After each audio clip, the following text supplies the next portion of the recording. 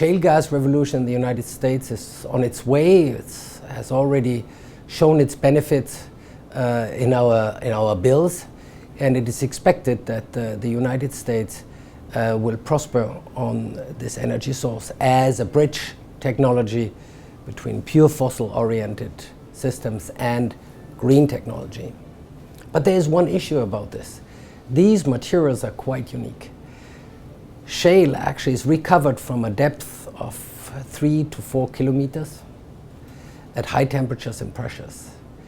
At that scale, the material from where it is recovered is a carbon-based material called kerogen. Now, the structure of this kerogen is little known. It is within this kerogen is the gas, and the question is, can we recover it, and can we recover it in a sustainable way? And that is where our research starts. Now, our work in that field actually consists of bringing into the field of geoscience the whole field of carbon science. Carbon science with which batteries are designed and other more industrialized materials.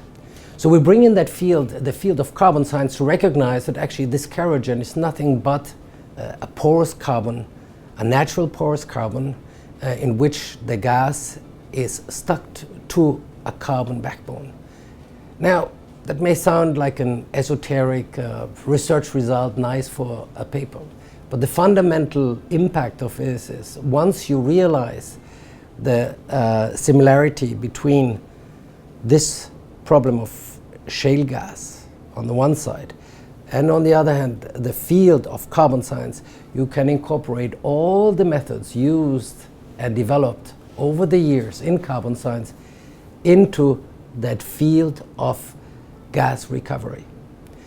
And by doing so, we realize actually that there are very interesting ways emerging how to obtain this gas without using a technique called hydraulic fracturing. Because the fundamental question here, which we need to address, is how can this gas be recovered, and recovered in a sustainable way so that it does not impact our environment and the sustainable development of our communities. So the way how shale gas is recovered right now is by a technique known as hydraulic fracturing, which consists of using water, pumping water down, exerting a high pressure in this water and creating fracture surfaces. And by creating these fracture surfaces, the idea is that gas will come into these fractures, ultimately back into the pipe and up to the surface. Now, once you realize actually where this gas is, well, in the kerogen, attached to the carbon backbone, you realize that there are other ways of recovering the gas. For instance, instead of using water, one could simply use carbon dioxide. So if you think carbon dioxide basically is one of the big questions of sustainable development of our cities. The idea of carbon sequestration actually has been around for a long time. But now what we realize with this progress in science is that actually one could combine the technique of carbon sequestration with the gas recovery, thus pumping gas into, so CO2, into the formation, and by doing so recovering the gas, which you can use for heating our houses and make our industry work.